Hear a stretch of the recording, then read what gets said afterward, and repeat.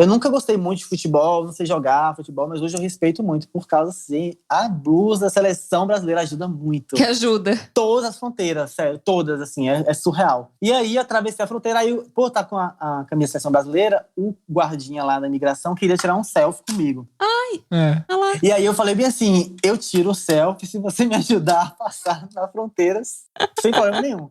Aí ele ficou meio com medo e falou assim, não, vou te levar ali com os oficiais lá e vamos ver o que eles podem fazer.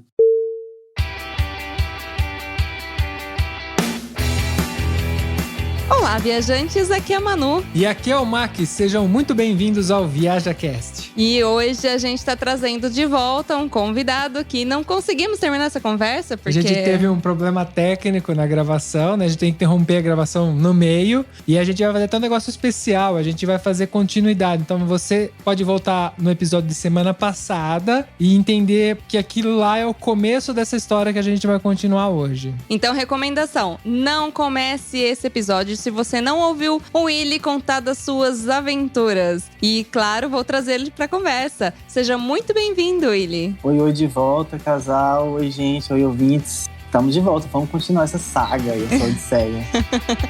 Vamos lá.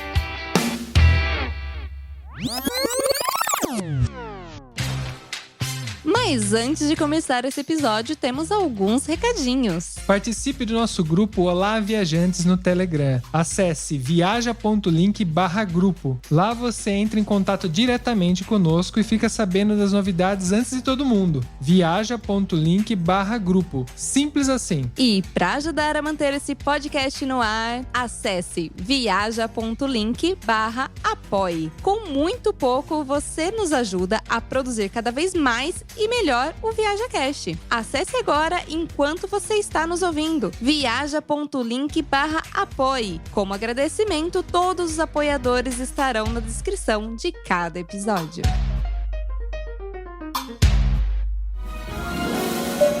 Setting 1012, and it gives me 1,250. ViajaCast.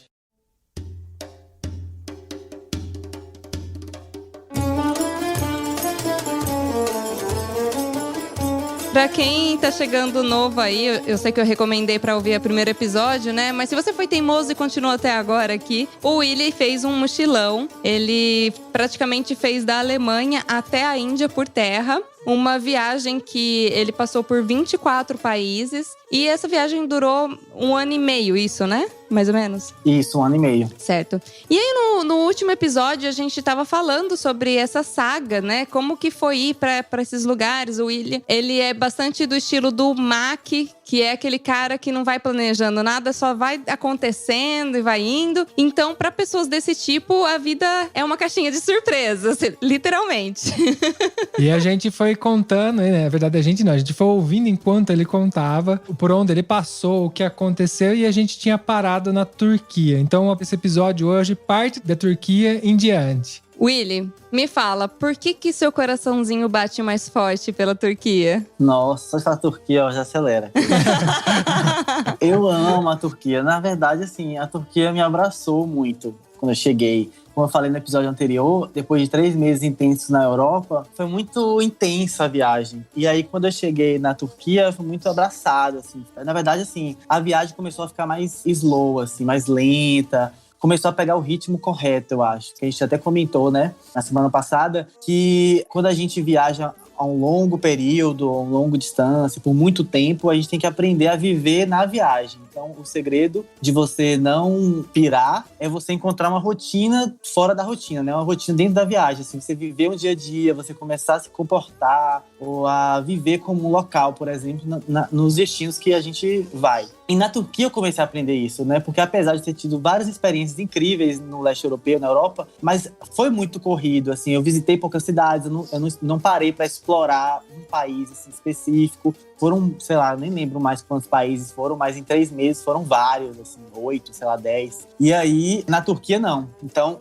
eu já comecei ficando 15 dias em Istambul, naquele hostel maravilhoso que eu falei pra vocês, que era super barato, eu paguei R$6, e era um hostel de um iraniano. E aí também começa meio que a delinear a minha viagem, porque assim, quando eu cheguei na Turquia, eu tinha duas opções. Eu queria ir pro Sudeste Asiático, a essa altura do campeonato, nem pensava mais se eu ia ou não, mas assim, o meu coração me mandava mais pro Oriente Médio, pra países assim, menos explorados, menos conhecidos, porque é mais o meu perfil mesmo. Então, quando eu cheguei na Turquia, eu tinha duas opções. Ou eu descia, tipo, fazia alguma coisa do tipo, sei lá, Marrocos, Egito, ou Israel, Jordânia, não sei, descia. Ou eu ia em direção ao Uzão, né? Tipo, Uzão. Irã, Turcomenistão, Uzbequistão, Afeganistão e por aí vai. Então, a Turquia foi decisiva nesse ponto, porque lá em Istambul, eu fiquei no hostel que era de um iraniano. E esse cara, tipo, foi fantástico, assim. Assim, no hostel só tinha coroas, que nem eu falei, né? Tinha gente do Afeganistão, tinha esse iraniano, tinha 2 iranianos, na verdade. Tinha uma sueca que queria ir pra Síria e tal. Então, eles me trataram meio como neto.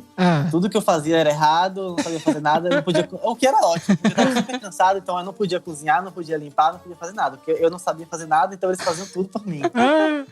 Eu encarnei o personagem de neto e fiz. E foi. Tá ótimo. Já que vocês querem fazer, faz Que aí, pô. Que é maravilhoso ser neto, é maravilhoso. Faz aí. E é incrível, assim, quando a gente se entrega, assim, né? Tipo, deixa a vida me levar, né? Como diz esse provérbio maravilhoso. Né? Aí as coisas realmente acontecem, o universo conspira. Porque, por exemplo, eu precisava muito economizar agora. Porque, querendo ou não, o leste europeu é mais barato, mas é Europa, assim. Sim. Foi uma grana que eu gastei, é euro. E aí, quando eu cheguei em Istambul, na Turquia, eu precisava muito economizar. E aí eu tava disposto a, tipo assim, fazer 2 refeições por dia, uma se fosse preciso, sei lá. Uhum. E nesse hostel, eles davam café da manhã, e as outras refeições, eu meio que ia na godela. Tipo, na Bahia a gente tem essa palavra, godela, né? Que é tipo... Traduz aí.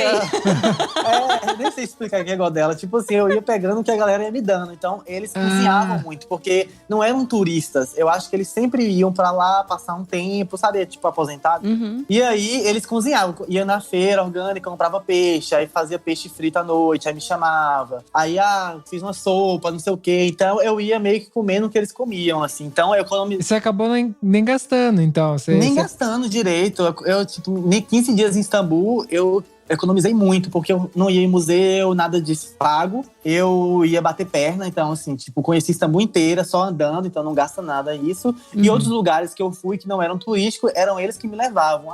Te levar que massa. num restaurante tal, numa feira livre e tal. Vai comigo comprar peixe, a gente ia numa feirinha de peixe fresco. Então, foi bem legal, assim. Então, essas coisas foi me crescendo amor pela Turquia pra mim, porque eu vivi a Turquia. Sim. Então não foi nada turístico, assim. Você fala, você foi nas cisternas lá dos otomanos? Não conheço a cisterna otomana. Você entrou no Hagia Sofia? Não fui no Hagia Sofia. Então, assim, eu vivi mesmo a rotina de Istambul. Você viveu que um local vive, né? Vivi que o local vive. É um turismo muito interessante, porque você tem contato com uma visão completamente diferente. Não é aquele negócio que você vai pra aquele lugar que você deu os exemplos aí, né? Que é onde todo mundo que for pra lá vai querer ir. E você teve uma visão local, de conhecer talvez a feira local, comprar, comer, às vezes a comida local, que é uma sensação muito legal. E eu adoro também, uma das coisas que eu compartilho com você, a Manu também compartilha. Sim, isso eu adoro. E é muito interessante, porque você entende como funciona o país, vem uma riqueza cultural, né? Você vê que não é só o que você pensa que é o correto, né? Às vezes as pessoas vivem de um jeito totalmente diferente, né? Exatamente. E aí ganha outra cor a cidade, assim, ganha outra visão. E aí eu me apaixonei por Istambul, foi a primeira paixão da Turquia. Eu amei, mas eu precisava me desvencilhar daquilo. Assim, quando eu vi que já tava dando, sei lá, muito tempo, eu falei, gente, calma aí, eu tenho mandamentos aqui. Eu lembro que eu tenho que andar pra frente, eu não posso estagnar. Tô quase morando lá. Tô quase morando, tô virando turco já. A galera me confundia com turco, né? E aí eu falei, não, preciso seguir minha vida. Eu senti que era. E aí foi legal porque foi quando começou a encher mais de turistas lá. Porque, como eu falei, né, no ano anterior, teve um ataque terrorista na praça principal, lá em Sultanahmet, que é onde tem os 2 pontos principais, que é a Hagia Sofia e a Blue Mosque. Teve um ataque terrorista lá, então o turismo caiu bastante. E aí tava muito barato e pouco turista. E também era final de inverno, que também o turismo é em baixa, né? Sim. E aí chegou a primavera. Então, assim, foi muito louco, assim. Foi tipo um sinal que eu precisava ir embora. E uma coisa incrível que vale a pena falar também. Eu andava sempre por aquele bairro lá, Sultanahmet e tal, de Istambul. Tudo normal, tipo, ruas, tudo as pessoas normais. E aí, dormi, no outro dia, acordei, a cidade estava coberta de tulipas. Tipo, sério. Ah, é? Cobertas, mosaicos de tulipas, assim. Eu acho que tem um festival de tulipas, um festival da primavera, não entendi direito como é que era. Mas eles montaram mosaicos incríveis de tulipas, assim, da noite pro dia. Eu fiquei chocado. Do dia pra noite. Eu falei, isso é Deve real? ser lindo, deve ser lindo. Será que eu dormi 2 dias, uma semana? E aí é muito bonito, porque eles colocam uns andaimes, assim, aí você pode subir, né, e ver do alto os mosaicos. Eles fazem desenhos. No Brasil tem, né, aquele, não sei se é Corpus Christi. É de areia, não é? Eles fazem os tapetes de areia. Que a pessoa faz de areia, de sementes também. Isso. E aí eles fazem com flores e tal. E eu falei, caraca, que massa. E com isso, o turismo, os turistas chegaram também, né? Então, assim, a cidade começou a ficar cheia. Então, eu não conseguia mais ter aquela rotina de, tipo, de manhã, padaria, de falar com fulano de tal, com cicrano, porque eu não encontrava mais eles. Eram os funcionários que estavam lá e tal. E aí eu falei, ok, acho que é hora de ir embora. E aí, nisso, eu comecei a descer. Eu não sabia muito bem pra onde ia, deixar levar. E aí, eu falei bem assim, o que eu quero ver da Turquia, assim? Aí, finalmente, vou pesquisar. E aí, eu descobri que um dos lugares que eu mais tinha vontade de conhecer era na Turquia. Eu não sabia que era. Que era Pamukkale, que são aquela montanha de algodão que chama, que são tipo bacias termais brancas. Não sei se você já viu essas fotos no Instagram. Sim, já vi essa são foto, bacias termais brancas, assim. É bem bonito e tal. E eu falei, caraca, na Turquia onde? É pra baixo. Ah, vou lá então. Vou pra Denizli, que fica em Denizli. Pamukkale é um vilarejo de distrito. Então, é pra lá que eu vou conhecer esse lugar. E aí fui pra lá e fiquei couchsurf. Foi a primeira vez que eu fiquei couchsurf. Que da hora. Foi na Turquia. Na Turquia, ok. Na Turquia, foi a primeira vez. E aí, era uma casa de estudantes e tal, então foi bem legal, porque, assim, eu cheguei lá numa época ruim, porque tava chovendo muito. Então, minha ideia era só ir pra lá, ver Pamukkale e ir embora. Então, começou a chover. Então, eu acabei ficando lá uma semana. Porque só no último dia que fez sol. Olha. Só que o legal, porque eu tive mais contato com os turcos. Porque em Istambul, eu tava com afegãos, iranianos e tal. Não tava muito com os turcos. E lá eu fiquei com os turcos. Então eu vivi meio que a vida deles. Então eles eram estudantes universitários. Então eu conheci a Universidade de Denizli. Que legal. E aí, à noite, eles fumam assim que nem a caipora, né? Tipo assim, os caras fumam muito, meu Deus do céu. Eu não fumo, se vocês fumam, mas... Não, Gostei da referência. Na minha mãe... Que nem a caipora. Cara, mas a minha mãe usa, ela fala, fuma que nem a caipora. Nossa, você é louca, de Mad Maria, assim, os caras fumam sem parar. A gente não fuma também.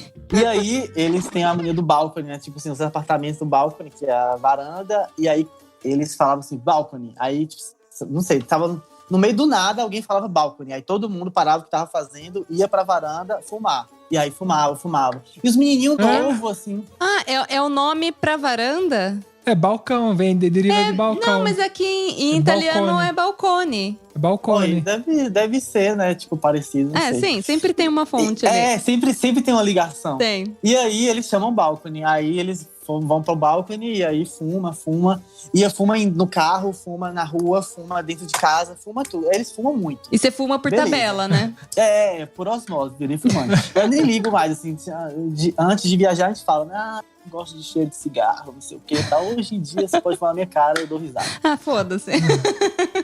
Aí, beleza, é uma das coisas que eu vi dos turcos, que já via eles fumando muito, mas não tinha convivido, assim, com os fumantes. Aí eu fumei por osmose. E outra coisa que eu meio que... Eles eram meio nerds, assim, então foi legal também, porque eu descobri uma night mais turca. Assim, ao invés de ir pra balada, essas coisas... Era uma cidade mais ou menos pequena, né? O distrito que eles moravam.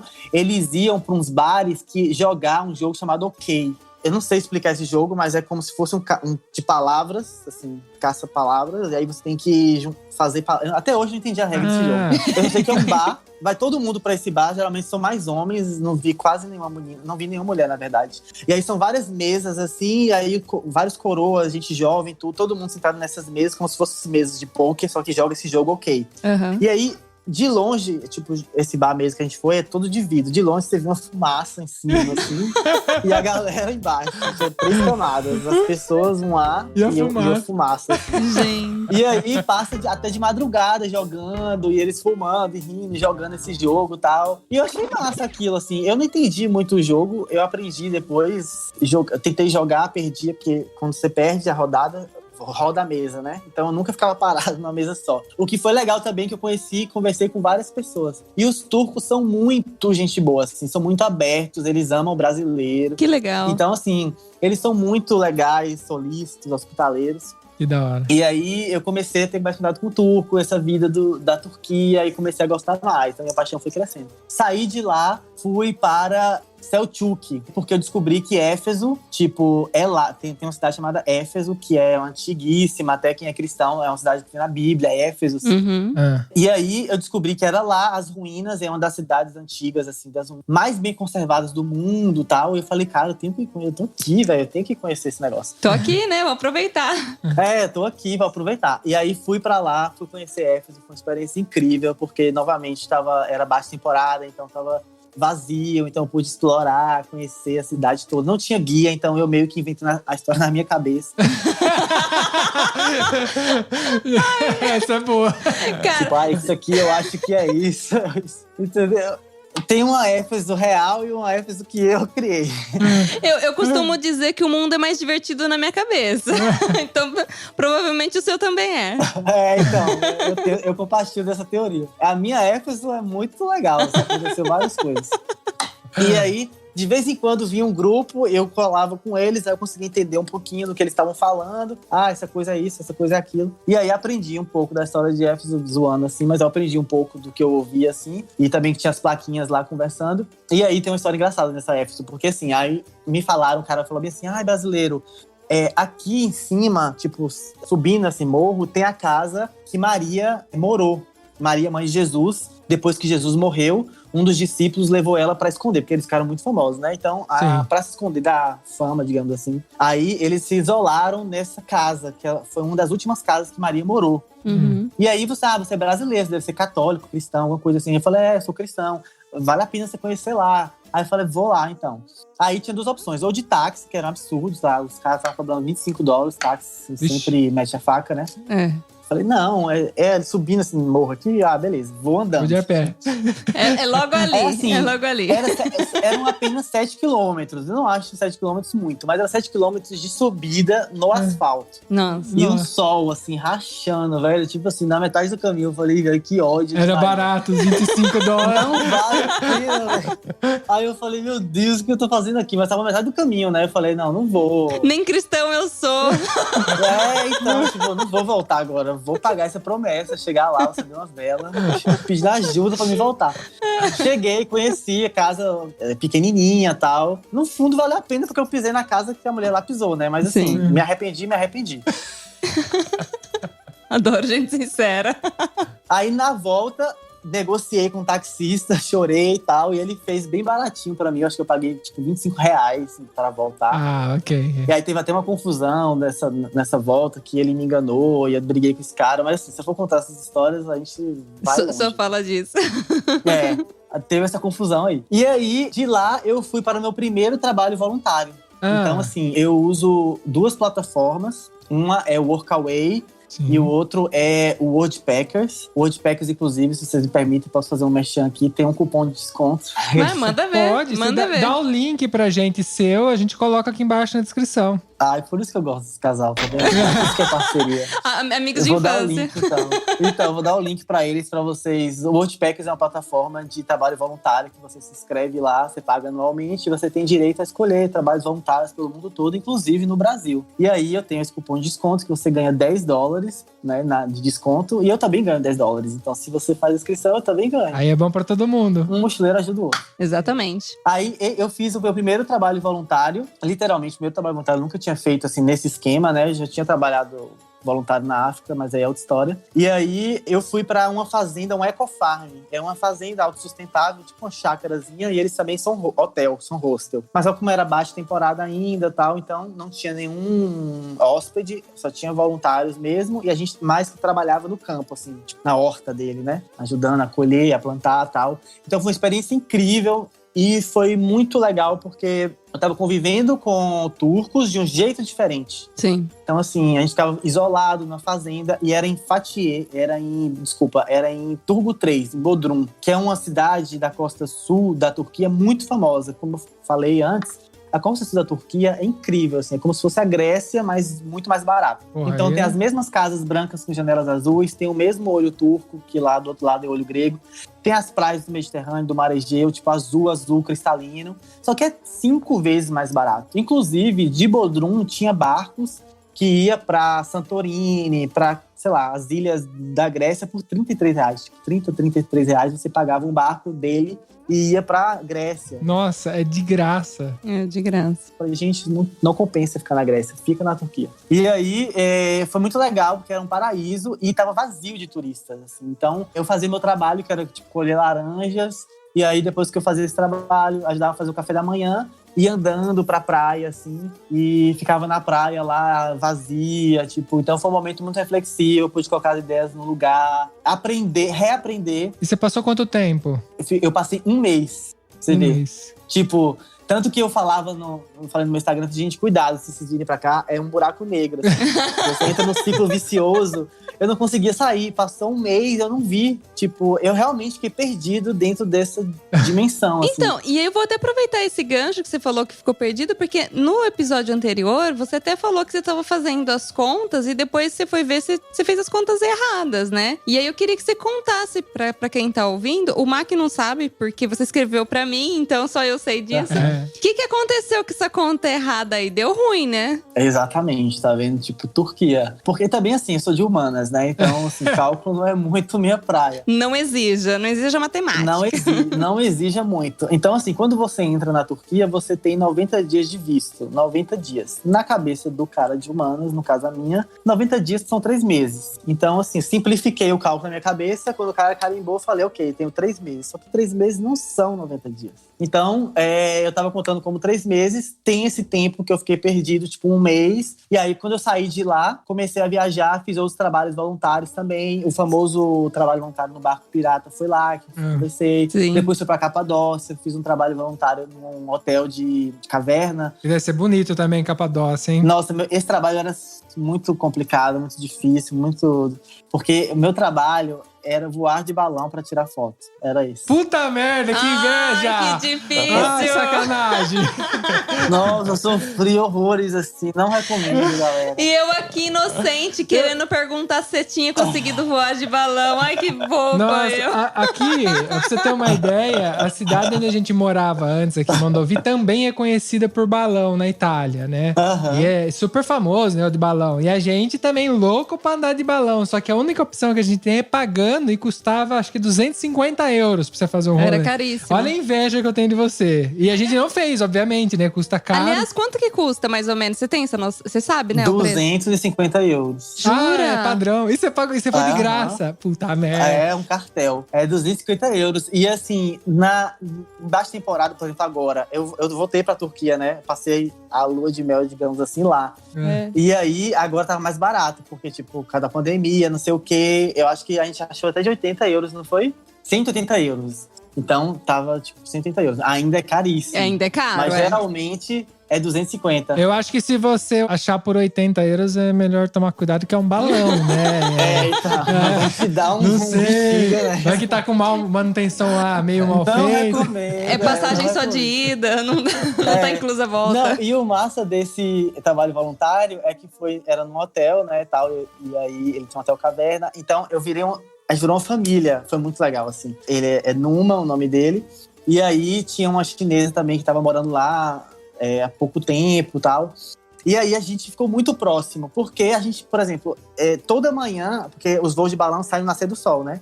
Então a gente tinha que estar 4 horas da manhã indo pros vales, tal, pra pegar os balões e voar, tal. Então, assim, minha rotina era noturna, meio de madrugada. Então a gente acordava cedo, ia pros balões, voava, aí captava as imagens, voltava, a gente editava junto, porque era uma agência nova, ele tava tentando abrir, ele tinha uma rede de hotéis, mas ele tava tentando abrir uma agência de balões.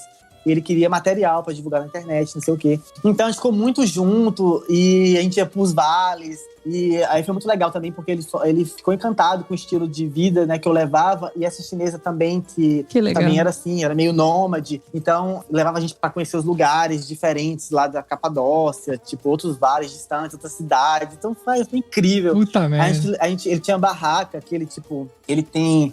Pô, o cara é dono de hotel, né? Então o cara é rico. E aí ele tinha um monte de equipamento, não sei o quê. Ele jovenzinho, tipo a gente, mais velho que eu, mas é assim, mesma geração. E aí ele tinha um monte de equipamento que não usava. Então ele pegou um dia umas barracas e tal. E ele falou assim, você topa... Não, ele perguntou, você topa acampar num vale? Porque ele nunca fez isso. Geralmente as pessoas não fazem isso. Sim. E aí eu falei, gente, como assim? Você nunca acampou num vale? Você mora, tipo, nos vales mais bonitos do mundo. Você nunca foi lá acampar numa montanha pra ver o pôr do sol, nascer do sol da barraca e tal? Ele, não. Eu falei, não, vamos resolver isso hoje. Aí a gente pegou, ele cancelou o voo de balão, me deu ao luxo. Depois do 10º voo de balão, eu falei assim, não vamos voar de balão amanhã. Aí a gente pegou a barraca, o carro e foi pra uma montanha. E aí acampamos lá, nessa montanha, assim. Nossa, só de lembrar, eu tô todo arrepiado aqui. Cara. É lindo demais, assim, surreal. Nossa. E foi muito legal, que a gente levou tapetes, assim, vinhos, comida e tal. Puta merda, que inveja! Sério, parece um filme, assim, parece... Sério, a cena, eu lembrando das cenas, parece que é um filme, assim, câmera lenta, a gente abrindo vinho na montanha, no pôr do sol, é muito incrível. Caramba. E aí a gente Olha, você teve uma noite romântica com seu host. Então, com o meu um trisal, né, o meu host e uma chinesa. Na verdade, eles eram um casal, eu nem sabia disso, fui saber recente, mas então, é onde eu quero chegar. Aí o que aconteceu? Ele estava construindo um novo hotel, um hotel de luxo, porque esse hotel é um hotel boutique, assim.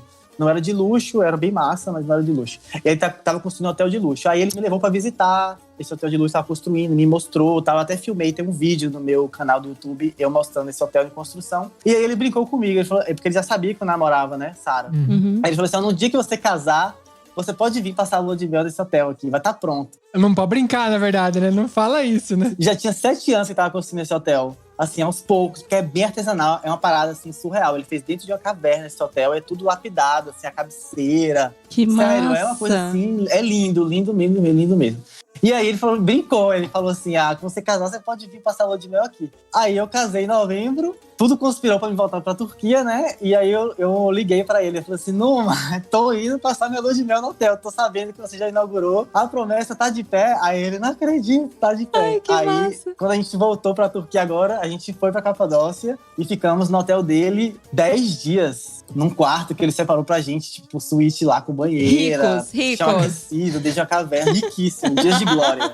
Nossa. Isso que a gente tinha feito 15 dias de trabalho voluntário numa fazenda antes dessa vez, né? Que a gente tava viajando junto, a gente fez um trabalho voluntário pesadíssimo, tipo, de colocar compostagem de pé de limão, carregar pedra pra construir casa. E aí, depois desse rolê crossfiteiro, a gente foi parar na Capadócia de novo, ficamos no hotel de luxo lá, 10, 15 dias. Né? Blogueiros. Isso eu compartilho muito com você. Não me prometa nada que eu vou cumprir.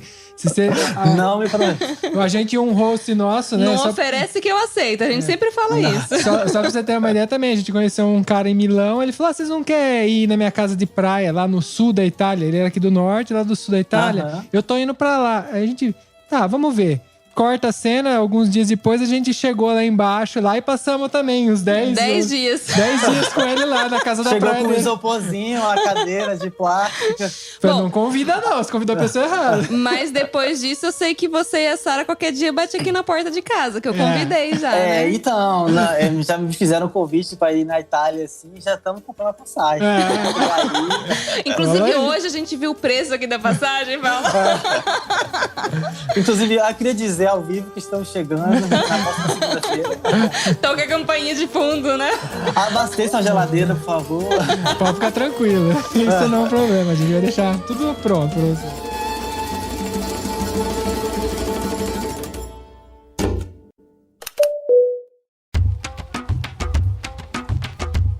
Menino, mas fala o que deu ruim aí nessas contas. Então, só alegrias na Turquia, fui e tal, conheci de lá, descobri a montanha Neirut, aí fui parar no leste da Turquia. Então, fui muito envolvido pela Turquia, teve aquela trilha lá que eu falei pra vocês que eu queria muito fazer, que acabei fazendo só uma parte, e corri pra borda. Então, pra onde eu vou? Então, assim, queria atravessar por terra. A borda que eu ia era Geórgia, porque eu tava decidido ir pro Irã, por causa do host lá, do host de Istambul, porque eu encontrei outras pessoas também falando que eu precisava ir pro Irã, que os iranianos são maravilhosos, o Irã é incrível. Eu falei assim, decidido, vou pro Irã. Qual o caminho pro Irã? Eu tinha que ir pela Geórgia, Armênia e Irã. Tinha que fazer os Cáucasos, né? E aí, eu nem sabia que a Geórgia existia, a gente confessa. me crucifiquem, mas assim, Geórgia pra mim era um Normal. estado dos Estados Unidos. Não sabia que existia um país Geórgia. Tem também, né, poxa? Então, descobri lá e falei, vou pra Geórgia. Precisa de visto? Não precisa de visto. Ótimo, vou pra Geórgia. Então, subi correndo a Turquia, o norte, atravessei pra ir. Assim, crente que tava tudo certo, que eu ia sair de boa nos 90 dias cravado. E aí, quando eu cheguei na fronteira, o cara olhou pro meu passaporte, olhou pra mim e falou assim, você você passou os dias. Aí eu falei, não, como assim, passei os dias? 3 meses na Turquia, eu tô 3 meses de visto. Aí ele, não, você não é 3 meses, é 90 dias, você passou 3 dias a mais. Puta Aí eu merda. falei, gente, 3 dias a mais, tipo assim, eu gostei tanto, seu país. Sou brasileiro, pô, 3 dias. Começa o Miguel, né, o jeitinho brasileiro. Pô, eu amei seu país, eu fiquei 3 dias a mais que não consegui ir embora, tal, brasileiro e tal. E nisso, assim, eu sempre atravesso fronteira com a camisa da seleção brasileira, né? Principalmente da fronteira terrestre, que abre muitas portas. Gente, eu não sou... Assim, eu nunca gostei muito de futebol, não sei jogar futebol, mas hoje eu respeito muito, por causa, assim, a blusa da seleção brasileira ajuda muito. Que ajuda. Todas as fronteiras, sério, todas, assim, é surreal. E aí, atravessei a fronteira, aí, por estar com a camisa da seleção brasileira, o guardinha lá da imigração queria tirar um selfie comigo. Olha lá. E aí eu falei bem assim, eu tiro o selfie se você me ajudar a passar nas fronteiras, sem problema nenhum. Aí ele ficou meio com medo, ele falou assim, não, vou te levar ali com os oficiais lá e vamos ver o que eles podem fazer. Chegou lá uma folia, né? Brasileiro, não sei o quê, Ronaldo, Romário, Rivaldo. Faz uma embaixadinha aí. Começa a falar a seleção de 94 todinha, e eu, isso aí, já crente que ia dar tudo certo. Deu certo, eu vou passar. Aí nisso chegou o comandante lá, o chefe deles, não sei o que é, e aí todo mundo fecha a cara, bate continência, Ai, e meu Deus. quando o cara olha pro meu passaporte, nem dá conversa. Aí, tipo, ele olha, o passaporte olha, ele fala, só tem 2 opções. Ou você paga multa, ou você vai ser banido. Aí eu assim, banido? Como assim banido? Aí você vai ter que sair da Turquia e você não pode entrar por 5 anos. Nossa. Você não vai poder entrar. Aí eu falei, caraca, e quanto é a multa? $250. Aí eu falei, pode me banir. Me expulsa, não tem condições de eu pagar. Beijo, Turquia, te amo, mas assim, fica pra próxima. Já vi tudo que eu queria. Mas a gente se vê daqui 5 anos. Daqui 5 anos eu volto. E aí foi isso, eles me expulsaram da Turquia, fui banido, então eu não podia entrar pra Turquia 5 anos. Aí muda para 2021. O que aconteceu? Peraí. Você foi banido em que ano? Eu fui banido em 2017. Ok. Faz as contas. Só pra galera, não. Só pra galera pra frisar a galera. Não ok. tinha dado 5 anos ainda. Não, tinha dado 3 anos só. 2017, 2018, 2019. 3 anos e pouco. E aí, o que aconteceu? Fica tranquilo, a gente já sabe que você não é bom de conta. Eu tô falando que sou de humano, vocês não acreditam. E aí, tipo assim, quando a gente casou, tal, que a gente decidiu viver a vida nômade, a gente falou assim, a nossa ideia inicial era ir pras Filipinas, Tailândia, ir pro Sudeste Asiático. Eu nunca consegui chegar na merda do Sudeste Asiático. Não consigo chegar, muito longe. Aí eu falei bem assim, vamos pra lá. Aí tinha comprado a passagem primeiro pra China. Olha que ironia do destino. A gente ia pra China antes, primeiro. Aí teve um tal de um coronavírus que veio da China e aí impedimos de ir pra lá. Aí eu ouvi falar mesmo. Não tem um negócio desse? Um vírus tá matando um monte de gente. E aí mudamos para Filipinas. Aí Filipinas fechou. E aí falou assim, caraca, pra onde a gente vai? Aí o único lugar que tava aberto, que era pra esses lados de cá, porque a gente não queria ir pro lado de lá, era a Turquia. Eu falei, gente, mas só tem um pequeno problema. Eu fui banido da Turquia por 5 anos. Pequeno detalhe. E aí veio a luz. E se a gente for pra lá e ver o que dá? Tipo assim, né? Talvez eles façam pagar a multa. Sim. E aí a gente paga e entra. Tipo assim, vai ser um baque, vai ser $250, é muito. Mas pelo menos a gente vai estar vivendo a vida que a gente quer. A gente se aperta um pouco e tal. Beleza, aí vim pra Turquia, com a cara e com a coragem. Quase o cara carimba, tipo, ele abriu o passaporte, fez assim pra carimbar, mas aí olhou... acho que tem um problema. Ai. Aí ele pegou eu e Sara e levou pra polícia de imigração. A gente levou um chá de cadeira. Eu falei, caraca, não acredito. Já de voltar. novo. Eles vão mandar de volta pro Brasil. Cagou tudo. E lá vai os $250. E aí, depois de um tempo, ele falou assim, eu vi aqui que você tem um problema de imigração, mas só paga a multa. E a multa foi muito mais barata. Foi $84 só. Nossa. É proporcional, provavelmente, né? Aí eu falei, oxe, tô em casa. Aí paguei a multa em 84, entrei na Turquia e fiquei mais 3 meses essa última vez. A gente veio pra Albânia, né? Mas aí você ficou Não, 3 meses ou 90 90 dias? Boa! Nós quase erramos de novo. Saara tava o tempo inteiro. A gente passou. E a gente foi pro Iraque, né? Antes de vir pra Albânia, a gente foi pro Iraque. Aí chegou na fronteira do Iraque e tudo tal. Não conseguimos entrar, porque no dia que a gente chegou lá, eles cortaram a entrada para brasileiros, americanos, Reino Unido, todos esses países que tá com alto índice de coronavírus. E aí a gente teve que voltar. E aí nisso a gente tinha, sei lá, nas contas de Saara, a gente tinha um dia para chegar em Istambul, pegar o voo pra Albânia, porque ia dar os 90 dias.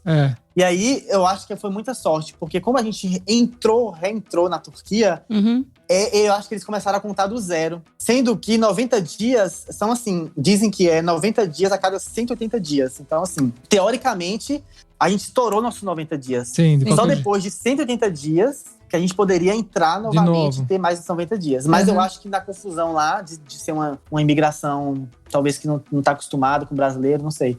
Eles acabaram dando pra gente 90 dias. A gente nunca vai saber isso. Só sei que nós chegamos no aeroporto de Istambul 2 ou 3 dias depois, porque a gente não conseguiu, que a gente cruzou o país, tipo, de norte a sul. Então, aí a gente não teve problema. A gente passou na imigração morrendo de medo, fazendo vai ser banido de novo, porque já passou um dia.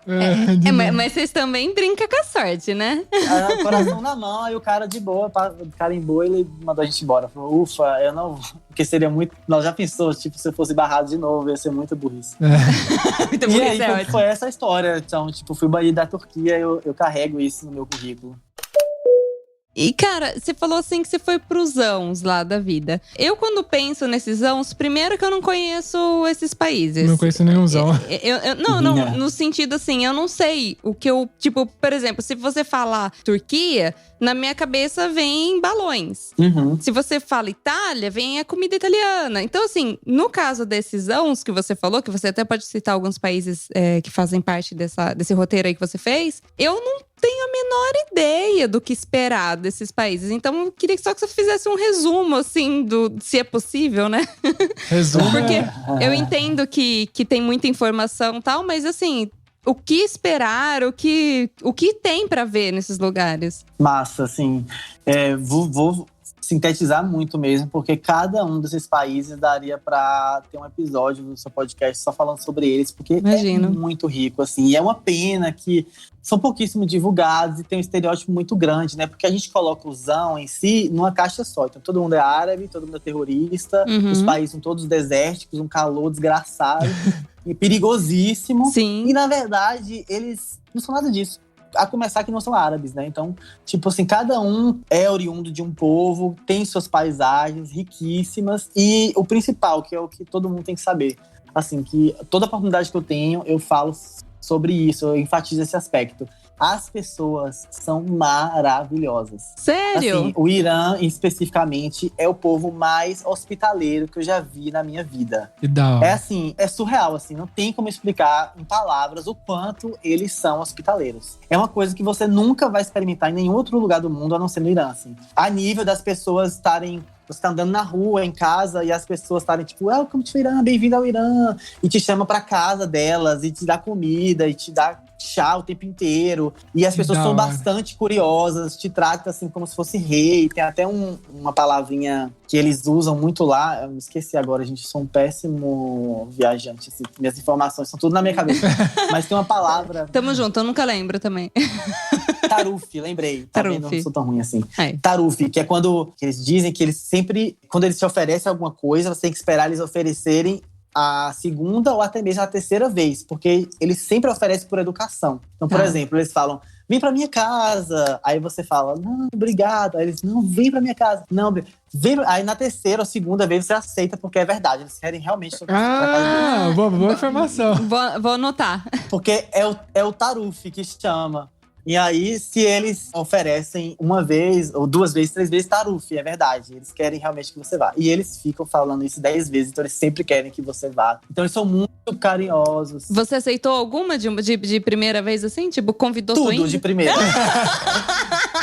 Não esperava a terceira. O cara chamava na primeira, já tava entrando. Vem pra minha casa. Oi, tô indo. As pessoas me explicavam o Taruf, né? Tipo, dando indireta. Eu fingia que eu não entendia. Ah, legal, Taruf. Eu quero aceitar. Beleza.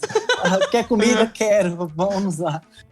E aí, o Irã foi meu país preferido por causa disso, assim, por causa das pessoas, assim. Eu tive uma experiência riquíssima, eu fiquei 3 meses no Irã também. Na minha cabeça era 15 dias que eu ia passar lá, só atravessar o país. Mas acabou que eu fui gostando, fui sendo envolvido.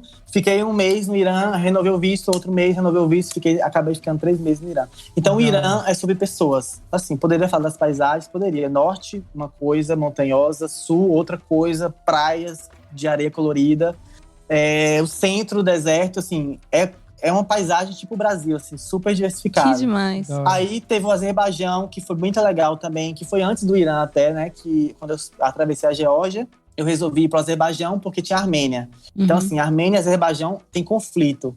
Se eu fosse para a Armênia primeiro, eu não poderia entrar no Azerbaijão, eles não permitem. Agora, se eu fosse para o Azerbaijão primeiro, eu conseguia visto para a Armênia. Então, eu fiz isso. Eu fui para o Azerbaijão, voltei para a Geórgia e fui para a Armênia. A Azerbaijão foi bem legal, apesar de minha passagem ter sido rápida, mas foi bem intensa. Na primeira, eu fui para Baku, a capital, e lá no metrô mesmo, eu não estava acertando comprar o ticket para entrar no metrô. E aí várias pessoas tentaram me ajudar. Uma delas foi um garoto, assim, um moleque, assim, novinho.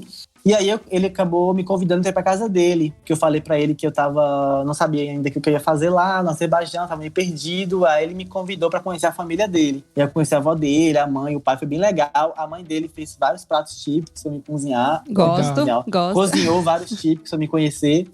E aí, nisso, ele me convidou pra um casamento que ia rolar, tipo, no outro extremo do país. Era um casamento de uma prima dele, uma coisa assim. Eu falei, caraca, uma oportunidade de um casamento no Azerbaijão, vou com certeza. Então encontra a gente lá tal dia. Lá vou eu atravessar o Azerbaijão inteiro. Tipo, passei por 1000 aventuras também, que daria pra contar várias histórias. Mas cheguei na tal cidade do casamento. Cheguei no casamento, fui barrado no casamento. Tipo, o cara falou pra todo mundo, menos pra noivo e o noivo. Então quando eu cheguei lá, ninguém sabia que eu ia pra lá. Um gringo, no seu casamento, assim, mal reservado. A mulher falou assim, não vou deixar esse cara entrar. E eles não foram pro casamento. Então, tipo, nem avisou que eu ia e nem eles foram no final das contas. Então, fiquei na porta. Que doideira! Aí eu falei, não acredito. Vai ter um casamento lá, vai lá. Vai lá no casamento. Vai lá, vai ter um casamento lá. Tipo assim, como se fosse um evento público. A gente só não vai avisar aqui. E aí, não consegui entrar no casamento, lógico. Joguei tanta praga nesse moleque que ele deve estar morto hoje em dia. Mas valeu a pena, assim. Que eu conheci o Azerbaijão, atravessei, peguei carona, tive várias situações. Eu adoro o seu positivismo. Do tipo, eu me fudi, mas valeu a pena. Ele tá morto agora. Valeu a pena. E aí, tive uma experiência ruim no Azerbaijão. Assim, a minha única experiência ruim no Couchsurf eu tive lá também, que não foi ruim. Assim, foi a única… Eu senti inseguro. Como se diz? Referência negativa que eu tive. Não foi ruim. Eu tive uma referência negativa lá. O cara me chamou de preguiçoso. Sério? Falei, caraca, o cara me chamou de preguiçoso, não acredito. Eu, preguiçoso. Tipo assim, eu doeu isso. Porque… que o cara era um pai de família, ele era muito rigoroso, muito chato. Você não falou pra ele que você andou 7 quilômetros até a casa de Maria? Que preguiçoso você não era. Gente, eu dei 7 quilômetros até a casa de Maria, o cara chama de preguiçoso. Mas porque ele era muito chato, muito rigoroso, assim. Eu percebi a forma que ele tratava a esposa, por exemplo, meio baixista e tal. Não tive nada negativo, não fui acuado, ele também não bateu na mulher, nada disso, assim. Eu recebi o comentário negativo depois que eu fui embora, tanto que eu nem imaginei. Eu dei um comentário positivo pra ele. E aí, eu acho que foi por causa, assim, ele marcou pra sair, tipo, era 8h30, uma coisa assim. 8 horas, eu tinha acordado, 8 horas da manhã, e tava arrumando minhas coisas, tudo, e aí, tipo, ele bateu na porta mó violento, assim. E aí, eu falei, tô indo. Aí eu saí, aí a esposa dele tinha feito café da manhã. Ele queria que eu já fosse com ele pra loja dele, pra ele me mostrar algumas coisas, não sei o quê. E eu falei assim, não, eu vou tomar café com o pessoal da sua casa, coitada. A mulher fez o café da manhã aqui, não vou tomar, desfeita. E aí eu fiquei com ela. Eu sabia que eu meio que tinha provocado ele, porque ele queria ser o centro, sabe? Eu sentia, tipo… Às vezes dava atenção pra esposa dele, ele dava atenção pro filho dele. Sim. Um pouquinho pra cada pessoa, porque, tô na casa da pessoa. E aí o filho dele pediu quis me levar pra sair à noite. Eu não sou muito de balada, essas coisas. Ele queria sair comigo, entendo, porque, tipo, eu era um brasileiro no Azerbaijão. Talvez ele queria me mostrar pra galera, mas tava muito cansado. Tipo, eu peguei não sei quantos 1000 caronas até chegar lá. Eu falei, posso ficar aqui, descansar um pouco? Amanhã eu saio com você. Eu acho que ele também não gostou, porque Tipo, é o filho homem, primogênito. Aí eu acho que ele, tipo, como é que ele disse não pro meu filho? Eu não digo não pro meu filho, por que ele disse não? Então eu acho que foi pequenas coisas que ele foi, sabe, eu acho que o Santos não bateu, ele foi dando raiva de mim. E porque eu tava lá de igual pra igual, eu não me submetia às coisas que ele falava. Sim. Se eu quisesse, eu fazia, se não quisesse, eu não fazia. Mas e eu acho que ele não gostou disso. Você sabe que o lado negativo que eu acho do Couchsurfing é isso, da questão que às vezes você tá muito cansado, porque ou você andou muito a pé, porque quem faz Couchsurfing normalmente é essa galera, e aí você chega, tipo, de uma viagem de repente de horas, ou que você varou a noite viajando na casa da pessoa. Só que quando você chega, a pessoa não passou por isso, ela não tá cansada. E aí ela quer te conhecer. Nossa, e ela vem te bombardeando loucamente, assim, de ó. perguntas e tal. E você tá quase dormindo ali, você só queria tomar um banho e dormir. Você não queria nem conversar com ninguém. Mas aí a pessoa quer te conhecer, afinal ela tá te hospedando. E ela hospeda porque ela quer receber gente. E cara, eu acho que a parte mais difícil do Couchsurfing é isso. Do tipo, a energia. Tinha que ter um comum acordo que o primeiro dia você chega e descansa. Do segundo dia e depois a gente pode conversar. O segundo começa a falar. Nossa, total. Eu acho assim que são poucos os Couchsurfers que entendem isso. Geralmente quem viaja no mesmo estilo entende. Fala assim, não, vai descansar e tal. Mas a maioria absoluta tem que ter esse protocolo, né? E também, assim, com razão, porque o cara tá te hospedando porque quer conhecer, fazer conexão. Mas é difícil. É difícil, assim. realmente. Eu confesso que, tipo assim, por um lado eu queria realmente… Eu tinha pouco tempo no Azerbaijão, então o Couchsurfing era a forma de eu ter aquela experiência que eu falei no episódio anterior. Tipo, eu preciso ter uma história no Azerbaijão. Não imaginei que a história era ser barrado no casamento. Mas eu falei assim, pô, eu preciso ter uma história no Azerbaijão. Então, no Couchsurfing, me conectando com as pessoas. Mas, por outro lado, também era uma forma de eu economizar. Então, tipo assim, tinha casos que essa cidade dele, não tinha hotel nessa cidade. Eu tinha que ficar em Couchsurfing porque eu queria ir numa vila do lado da cidade. Nem era meu interesse aquele lugar. Eu queria uma vila que ficava lá dentro. E aí, eu tive que me sujeitar àquilo e tal. Mas eu tava, sabe, mais de 6 meses, eu acho, 6 meses de viagem… Eu já tava, assim, ligado no foda-se. Assim, eu nem tava me importando muito, sabe? Então, tem hora que eu sou humano. Tudo bem, sou legal, gente boa, fazer amor. Mas tem hora que chega no limite. Então, eu não tava muito me importando. Ele não gostou, dane-se. Você não tá gostando. Não posso fazer muita coisa. Eu me simpatizei muito com a esposa dele, com o sobrinho dele, com a família dele. Eles foram muito educados. E você sente, né? A energia bate quando a pessoa quer te agradar. Então, eu fiquei lá por eles, assim. Eu fiz um esforço mental por eles. Então, eu fiquei conversando. Eu estava interessado no que a família dele queria. Ele estava interessado mesmo. Eu não gostei do cara. Mas, mesmo assim, ainda fiz um comentário legal, mas recebi ele é muito preguiçoso. Bom, pelo menos só foi isso, né? Não ofende tanto assim. Então, mas eu brinco com isso até hoje. Meu, e eu lembro assim da lista de países que você me passou, eu fiquei assim, nossa, que é um que eu ouço falar só pela TV, que é o Cazaquistão. E eu falei assim, caraca, ele foi pro Cazaquistão. Tipo, primeira pergunta, você se sentiu ameaçado em algum momento, inseguro, sentiu medo? Me responde primeiramente isso. 0. Jura? Então, assim, respondendo essa pergunta, 0. E o Cazaquistão não é nada disso, assim. Tipo, o Cazaquistão foi o último ano que eu fui. Então, assim, depois do Irã, que tem essa parada toda, assim, 0 insegurança, é um país maravilhoso, hospitaleiro, peguei carona, eu fiquei 100%, 99,9% em casas, eu só peguei hotel a primeira noite, que eu fui de carona da Armênia pro Irã, e o resto foi casa das pessoas, que as pessoas iam me convidando e me mandando pra casa do parente, então assim, não fiquei em hotel em nenhum momento no Irã, só Couchsurfing. E aí depois do Irã, eu cheguei aí no Iraque, na fronteira. Eu ia atravessar a fronteira, decidi não, porque o visto do Irã é único. Então, se eu saísse, eu não ia conseguir voltar. E aí, fiquei só ali no Kurdistão iraquiano, mas fui muito bem recebido também.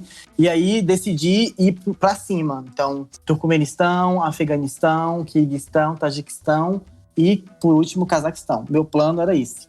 Mas o que aconteceu? O primeiro foi o Turcomenistão. O Turcomenistão é um país dificílimo de entrar. É ditadura lá ainda. E tanto que eu consegui o visto. Foi bem difícil e só eu consegui. Por exemplo, quando eu fui aplicar para o visto no Teherã, no Irã, tinha um casal de espanhóis, um francês, um mais um alemão, assim. De todos, só eu consegui. E foi um processo que durou 2 semanas. Nossa, para conseguir. E eles… Tem várias pegadinhas, assim. Vou dar um exemplo. Por exemplo, o visto que eu consegui é um visto de trânsito. Então, eu tinha 5 dias pra atravessar o país. Ah. Então eles me deram 5 dias, porque a desculpa que eu dei é que eu queria ir pro Uzbequistão, por terra. Então, ok, você vai sair do Irã, tem 5 dias pra chegar no Uzbequistão. E aí você tem que dar a rota exata pra eles. Então, tipo assim, eu vou passar por essa cidade, essa e essa. E aí eles vão fazer os cálculos se a cidade que você deu dá 5 dias mesmo. Você tá Entendi. mentindo. E ele tem 3 ou mais fronteiras. Então, por exemplo, você também tem que ser esperto nisso, porque eles fecham, volta e meia, eles fecham uma e abrem outra. Então, por exemplo, você fala, meu itinerário é entrando por essa fronteira, vou nessas cidades e saindo por tal fronteira. Aí eles vão falar, essa fronteira tá fechada, não vou te dar o visto. Então, assim, foi muita pesquisa, difícil também, porque na internet não encontra nada, mesmo em inglês e em outras línguas, e um pouco de sorte também. Sim. Então, que eu consegui fazer o rota certinha e fui. Aí, o número 2, que aconteceu no Turcomenistão. No Turcomenistão é ditadura, como eu falei, país super fechado, você não pode tirar foto, você não pode filmar.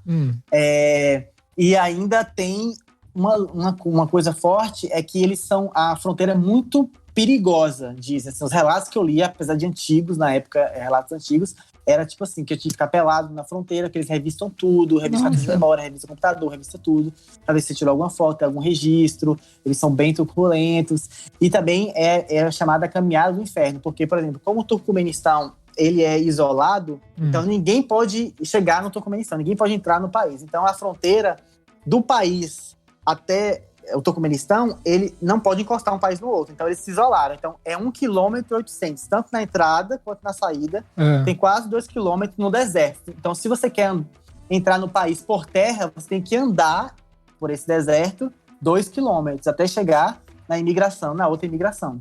Então eles chamam a caminhada do inferno. Caramba. E aí eu saí do Irã, fiz essa caminhada. Então, essa parte também, né? Contando bem rápido aqui. Foi uma das situações mais complicadas que eu tive na viagem, assim, mais tensas. Conto isso em outros lugares, o pessoal pode procurar depois. Mas eu fiz um cálculo errado.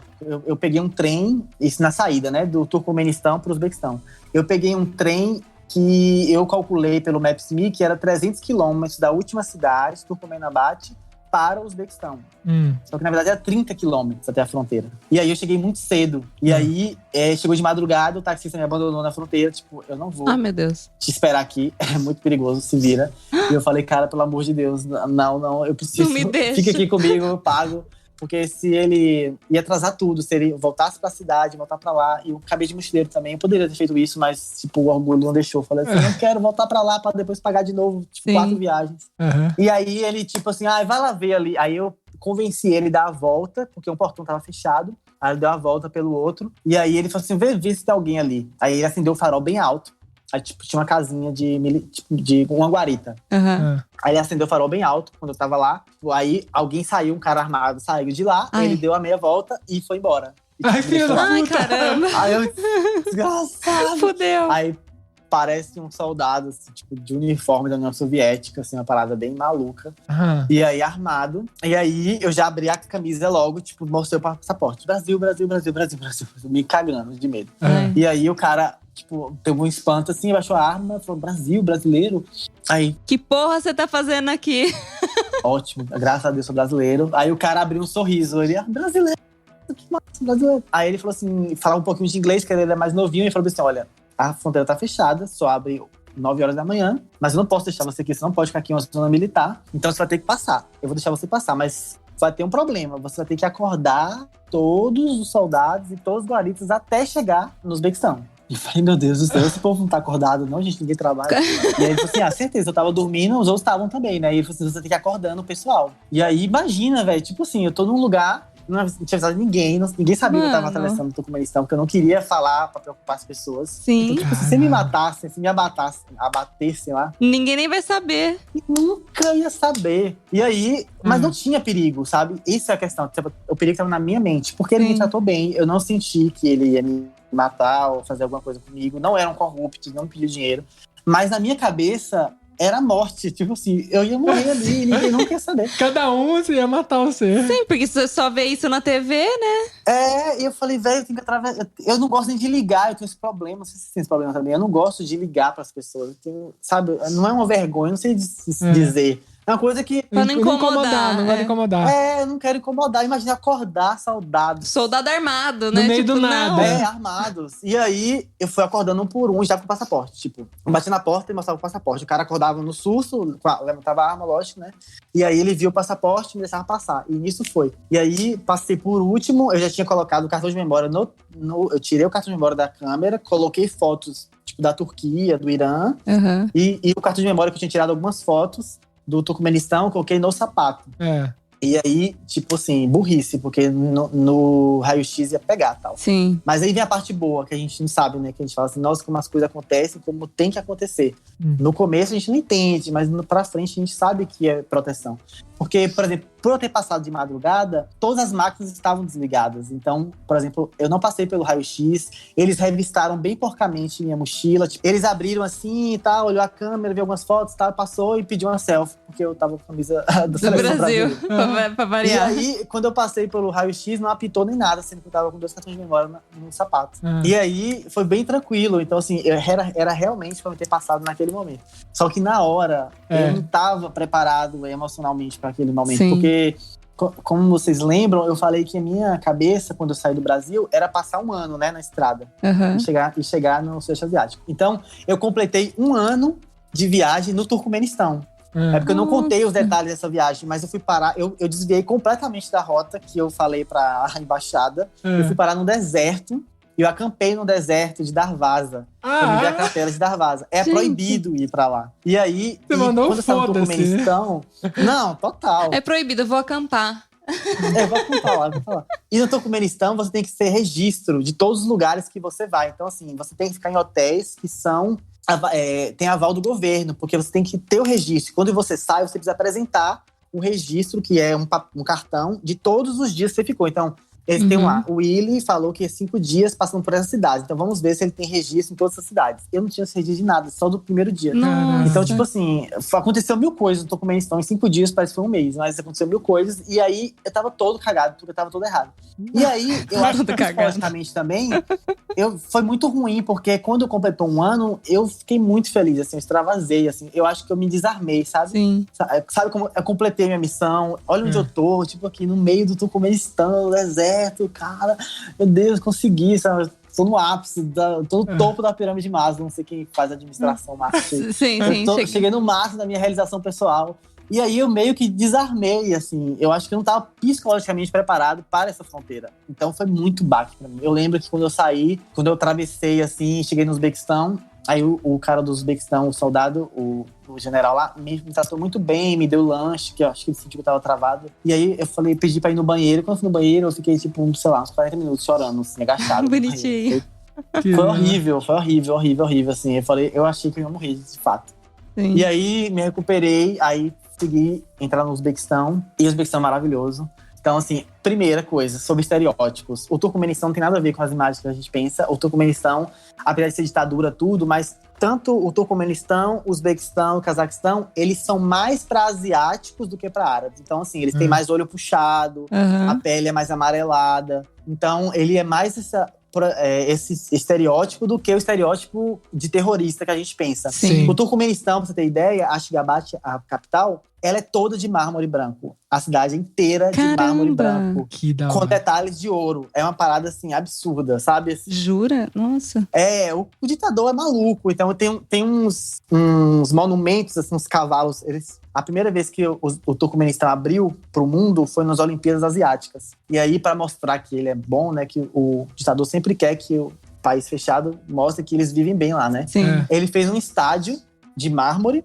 E no estádio tinha uns cavalos, assim, vocês podem jogar no Google. Ele tem uns cavalos alados, assim, de mármore e ouro. É uma parada, assim, surreal. Caraca. E tudo proporcionalmente muito grande, assim. Eu senti que realmente a gente se sente oprimido lá. Parece que a gente não é nada. Porque as portas são gigantescas, os prédios são gigantescos. Mas não é prédio grande de alto, assim, sabe? As proporções, as janelas são grandes. É tudo muito grande. Você se sente muito oprimido. Sim. E aí as mulheres lá… É muito legal as roupas. Eu brinco que as mulheres do Turcomenistão, elas parecem bonecas russas com roupas africanas. Sério? Porque as roupas são bem coloridas, tipo batas, assim, uns turbantes. Que na verdade não são turbantes, são chapéus, assim, tipo de cozinheiro, mas com a com topo reto. Uhum. E bem colorido, cores bem vibrantes. E elas são parecendo bonequinhos russos, porque elas têm tranças e aquela carinha rosa. Que da E meio hora. puxadinho o olho, né? Que eles são mais pros mongóis. Então, assim, não é nada a ver. Tem nada a ver com o que a gente pensa. Assim. Caramba! E o país é desse jeito, eu acho que abate, por exemplo. O Uzbequistão também, ele também é mais para o mongol. Eles são mais morenos do que os turcomenos, mas também tem o olho mais puxado, mas a cara é redonda. E o Uzbequistão é maravilhoso, a cultura dele, a arquitetura é linda.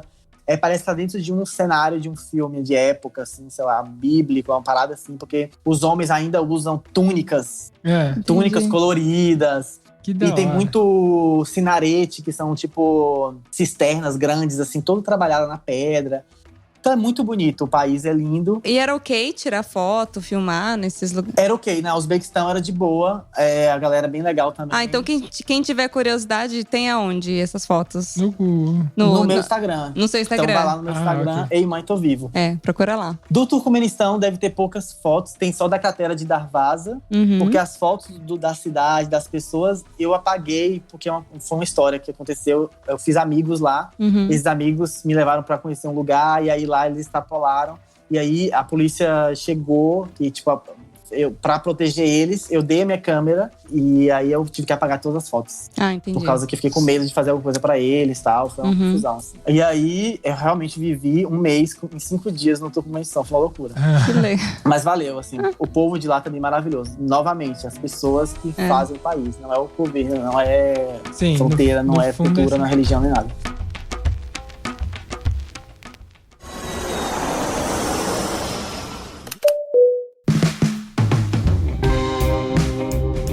E aí, o Uzbequistão foi e tal. E o que acontece? Eu ia para o Afeganistão. Cheguei na fronteira do Afeganistão e era meu próximo país. Mas o que aconteceu? Quando eu cheguei lá, os caras olharam no passaporte e não me deixaram entrar por 2 motivos. Uma, minhas folhas tinham acabado, entre aspas, porque para o visto do Afeganistão tinha que ser 2 folhas, 2 páginas. Não sei pra quê, né? Os caras vão escrever um poema. Não tá... Mas eles exigiam 2 folhas, só tinha uma. E aí, a outra coisa, o passaporte tinha que ter mais de 6 meses de validade. Meu passaporte estava com 6 meses. Nossa. Faltava 6 meses. E eu nem sabia. E eu falei, caraca, 6 meses. E qualquer país exige mais de 6 meses. Então, realmente, eu precisava renovar. Sim, é porque você é de humanas, né? É por isso que você não sabia. Então, de novo sangue. E aí, eu falei, caraca, então realmente eu tenho que fazer um novo passaporte. Aonde tem uma embaixada brasileira, lá no meio do nada, na Ásia Central, Cazaquistão. Era o único lugar que tinha. Então eu tive que mudar meus planos, porque o Cazaquistão vai ser meu último país. Então eu tive que cortar todo mundo e ir direto pro Cazaquistão. Porque o Cazaquistão não precisa de visto brasileiro e lá tem embaixada brasileira. Ótimo. E aí no Cazaquistão, antes de mais nada de falar do país, foi um baque. Eu paguei $200 pra fazer o novo passaporte. Tipo, $200. Foi caríssimo, tipo, uma facada. Tem meu rim lá até hoje na embaixada. Nossa, mais caro que no Brasil. E aí, era o que eu ia gastar, porque assim, os vistos do Zão é mais ou menos na média entre $50 e $55 cada visto. Cada um. Só o Cazaquistão que não precisa. Então, $200 é o que eu queria gastar na viagem pelo Zão. Sim. Um pouco mais, lógico, mas é o que eu ia gastar em média. Então, eu tive que cortar Afeganistão, Tajiquistão e Quirguistão. E falei assim, ok, o Cazaquistão vai fechar o Zão por enquanto. Depois eu vejo o que eu faço. Porque eu tava sentindo também que eu tinha que acabar a viagem. Sim, e é uma coisa que não tem como você fugir, né? O passaporte, você não tem como fugir. Não tem como fugir. E aí, o Cazaquistão, então, foi o último ano que eu fui. E, novamente, mudou completamente o meu conceito sobre o Zão. Transformou de novo. Porque o Cazaquistão, desses todos, foi o país mais moderno que eu já fui. Então, assim, o Cazaquistão, a cidade de Almaty, mesmo em Astana, que é a capital, é quase... Tá, não vou exagerar, falando que é quase um Japão, mas eles têm um plano de governo de ser igual ao Japão até 2032, se eu não me engano. Não é longe. Não, 32 não, é perto. 2042 ou 2052. Então, assim, eles são muito tecnológicos. Tanto que tem uma base da NASA lá, um foguete. Caramba. Os estudos que foram pra Lua saiu do Cazaquistão. Eu não sabia o foguete que foi pra Lua. Mas nem eu sabia. Foi do Cazaquistão, então eu fiquei chocado. Eu falei assim, não tem nada a ver com o que a gente pensa, caraca. E eu peguei o inverno lá também, que foi outra coisa louca. Foi menos 40 graus eu peguei no Cazaquistão. Então você imagina o baiano Menos 40 graus. Menos 40 graus. Mano, como alguém sobrevive? Surreal. E eles vivem assim, normal. Eu sobrevivi, assim. Um então é muito baiano, louco. né? Poxa vida, sobreviveu a menos 40. Sobreviveu, qualquer pessoa sobrevive. Então, assim, eles sempre dão, as pessoas sempre dão dicas, assim, não para de mexer os dedos, os pés das mãos. Mesmo quando você tá na rua esperando o sinal abrir, fica mexendo, porque tem muitos casos de necrosamento. Em minutos pode necrosar seus dedos. Caraca. As pessoas caíam muito na rua, porque as ruas são congeladas. Então, por exemplo, o próprio cônsul brasileiro que eu conheci, né, trocando o passaporte, ele tava com a perna quebrada, porque ele caiu na rua. Caramba! Então, é umas coisas loucas, assim. Você via as mães levando as crianças pra escola de trenó. Então, a vida realmente continua, assim. É muito louco.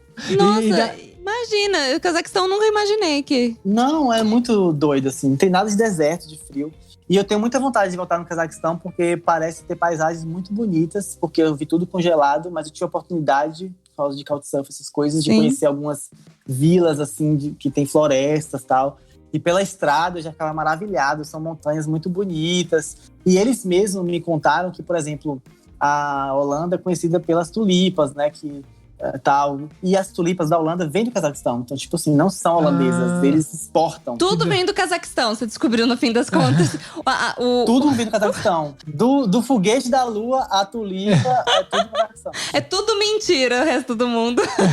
Elas me mostraram umas fotos assim, tipo, gente, você tem que vir aqui na primavera, porque, tipo assim, tulipa dá aqui que nem capim. Então, essas montanhas que tá vindo aqui, é um mar de tulipas coloridas e tal. Que da hora. Então é um país muito bonito, seguro ao extremo, assim, você não sente tensão nenhuma. Eu acho assim, os países, na verdade, muçulmanos, assim, não vou generalizar, porque tem o Marrocos, o Egito e tal, essas coisas. Mas assim, a cultura islã, eu acho que eles têm alguns princípios muito legais.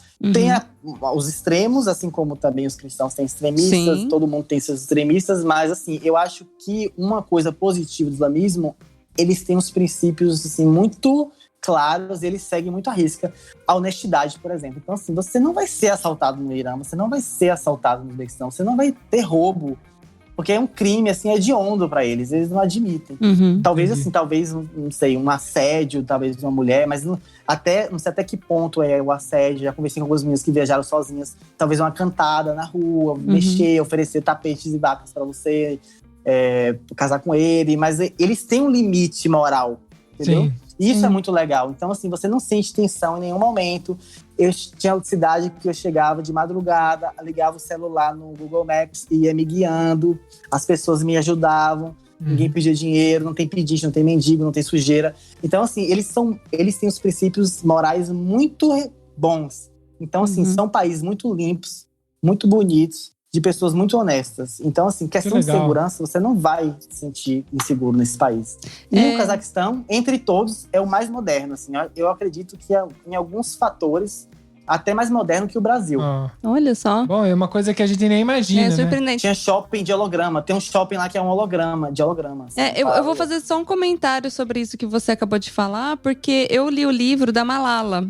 E ela explica sobre isso no livro, sobre os princípios da religião e que eles sentem vergonha dessa questão dos extremistas, porque eles foram taxados como iguais, colocaram na mesma caixa, né? E eles têm vergonha disso porque eles têm uns princípios muito bonitos. Então eu acho que é importante, às vezes, a gente dar a chance de conhecer esse povo, conhecer a história deles e lembrar que nem todo mundo é igual. E nós como viajantes, pela estrada, a gente percebe que existe muito mais pessoas boas do que pessoas ruins. Você tá aí porque você pode confirmar isso pra mim, né? Com certeza. Os bons são a maioria, assim. E é aquela coisa, assim, que a gente tem que levar pra vida. O que é bom, o que é proveitoso, a gente guarda. O que não é, a gente deixa. Sim. Então, assim, na Índia é a mesma coisa. Eu acredito naqueles deuses todos. Eu sou um fiel do hindu, do Hare Krishna. Não. Mas, assim, o que é bom disso que eu posso trazer pra minha vida? Sim. Vou absorver. O que não é bom, eu fico lá. Mas eu não vou deixar de visitar um templo. Eu não vou deixar de ter uma experiência porque eu não acredito naquilo. Não. A gente tem que ter uma maturidade. Se você não tem maturidade, não vai fazer. Então, se você quer te perturbar, não vai. Entendeu? Todo mundo tem que saber seu limite. Mas se você sabe que seu limite é além daquilo, vai.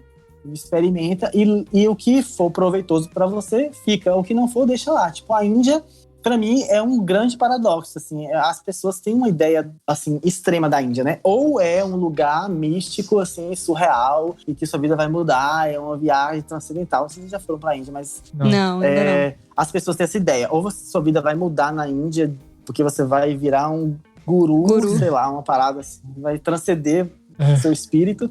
Ou é um lugar muito sujo, as pessoas são muito porcas, e é um lugar fedorento e tal. A sua vida vai mudar quando você for pra Índia, isso é fato. Mas não vai ser nem pra um lado, nem pro outro, assim. Você vai começar a valorizar a sua vida normal, eu acho. Porque a Índia é como se você pegasse tudo que você já viu, você acredita, tudo que você conhece de mundo, você pega e você vira ao contrário. É a Índia. Tipo, é uma parada muito louca. É um soco na cara todo dia. Então, assim, tem dia que você ama a Índia, tem dia que você odeia a Índia. Tem dia que você ama a Índia, tem dia que você odeia a Índia. Agora, assim, eu acho que a Índia é o tipo de lugar que você tem que ver de fora. Tipo assim, eu fiz isso. Assim, é quase que um olhar crítico, mas sem ser crítico. Porque também se ser crítico demais, você não curte o lugar, né? Então, assim, eu entrava na Índia, mergulhei no Ganges, não em Varanasi, né? Não sujo. Eu fui no Ganges lá no norte, então, tipo, nadei no Ganges e tal. Mas eu conseguia olhar pra Índia e falar bem assim, não, né, gente? Não é aquilo nessa vibe toda. Por exemplo, tem os ashras lá, né? Que os caras vão fazer yoga e vão ficar em silêncio e vão fazer... Aí tem vários gringos que pagam fortunas pra ir ficar uma semana, um mês, 3 meses dentro de um ashra. E na porta do ashra tem um monte de gente passando fome, tipo, mendigando, esperando a porta do ashra abrir, que abre de 3 em 3 dias pra dar o resto de comida pra eles. Na minha cabeça não faz sentido uma pessoa tá pagando 15 mil reais pra ficar 15 dias e esse mesmo lugar que recebe centenas de pessoas que pagam 15 mil reais, na porta dele tem gente passando fome. Não faz sentido. Isso pra mim não é espiritualidade. Isso pra mim não é um espírito, um ser evoluído, não é. Então, assim, a gente tem que olhar, eu acho que a Índia, você tem que olhar crítico, você tem que experimentar tudo e, novamente, pegue o que é de proveitoso. O que é legal disso? O que eu posso acrescentar na minha vida para me mudar? Valorizar o que você tem. Eu acho que a gente vive num país maravilhoso, um país livre, um país limpo, apesar de tudo, porque a Índia realmente é bastante suja, eles não têm saneamento básico, eles não têm, na cabeça deles, não existe a questão do saneamento. Eles não sanearam a cabeça deles, sabe? Tipo, é uma parada muito louca. É cultural, assim. Isso. É cultural, eles jogam lixo no chão, eles fazem cocô na rua, é uma parada muito louca, assim. Mas, de outro lado, eu quero defender a Índia também. Eu acho que todo mundo tem que conhecer a Índia, porque a Índia é um país muito rico de cores, de beleza. Então, por exemplo, se o cara vai de turismo na Índia, ele não vai ver pobreza. Eu te garanto. Porque, assim, a Índia é uma surra tão grande de cores e é tanta informação nova que você vai ter, que se você vai lá passar uma semana, passar férias, você não vai conseguir ter tempo, porque sua cabeça vai receber tanta informação nova, tipo, tem um templo lá que é construído com 13 mil estátuas. Tipo, os caras fizeram 13 mil mini estátuas e montou quase que um Lego. Caralho! Caramba! Com miniaturas. Então, imagina você ver isso. Sério, nos primeiros dias da Índia, eu demorava pra dormir, porque minha cabeça ficava, tipo, sério mesmo, ficava processando coisas que eu vi. Tipo, era gente de cabeça pra baixo, era tipo um templo desse, eram as mulheres todas coloridas, que eles não usam roupas ocidentais, né? A maioria, 90% das pessoas não usam roupas ocidentais. Então você vê gente com roupas completamente diferentes, cores gritantes, crianças com piercing. Então, tipo, é uma beleza, assim, é uma estética muito diferente, é muito criativo, a Índia é muito criativa. Então, assim, se você não imergir na Índia, não se dar pra Índia, não viajar, não gastar tempo, você não vai ver pobreza, você não vai ver os defeitos, você só vai ver coisa boa. E é um país muito barato também, então você vai... Então, aí, eu passei 2 meses na Índia, então eu consegui ver os 2 lados da Índia e hoje eu tenho uma visão, assim, de fora. E aí consigo ver de fora. Foi da Índia, então, que você concluiu essa etapa dessa viagem que você fez e acabou voltando pro Brasil, é isso, né? Foi. Aí da Índia, eu já cheguei na Índia com passagem de volta pro Brasil e da Índia voltei. Depois de 1 ano e meio, voltei pro Brasil de volta. Depois dessa loucura toda.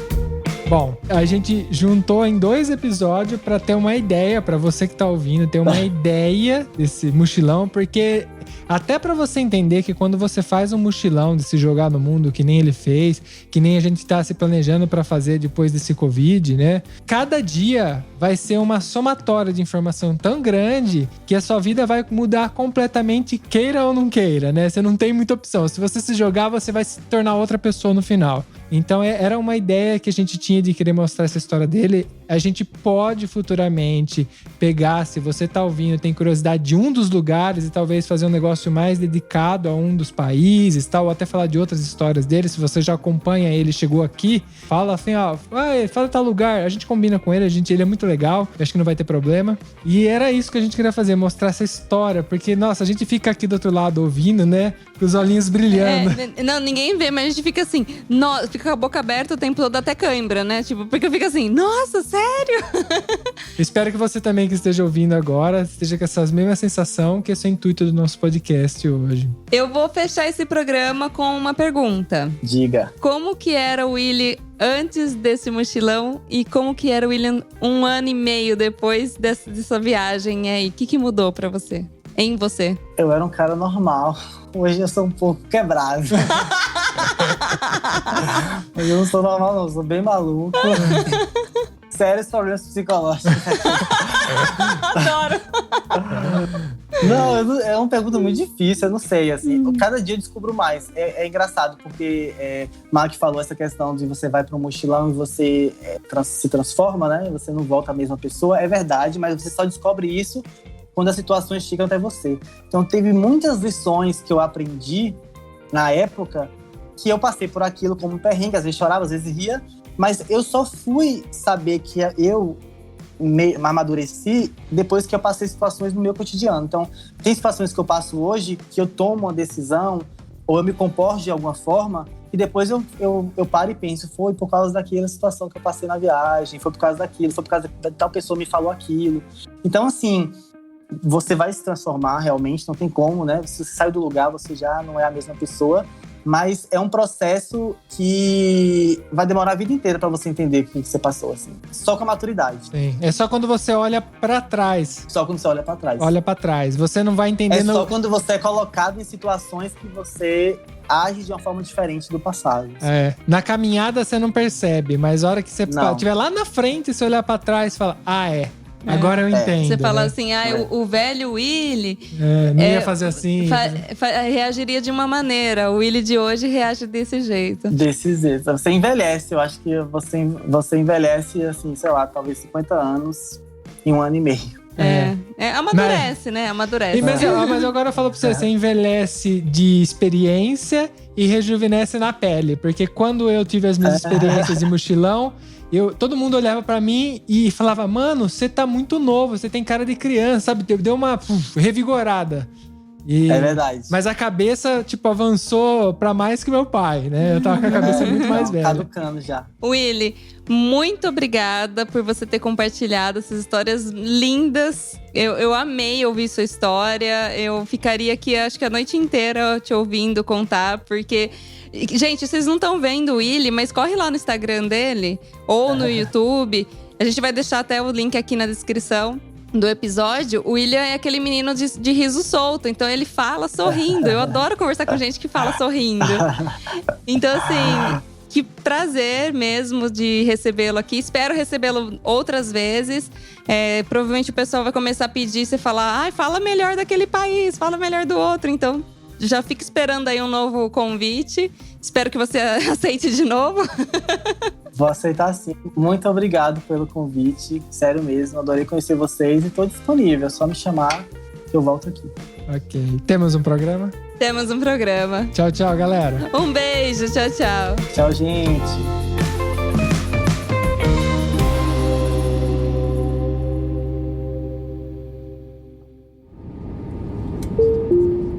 Eu tenho certeza que você lembrou de alguém ouvindo esse episódio, então compartilhe agora mesmo com essa pessoa. Assim mantemos essa conexão entre nós, viajantes. Este podcast foi editado por Play Áudios.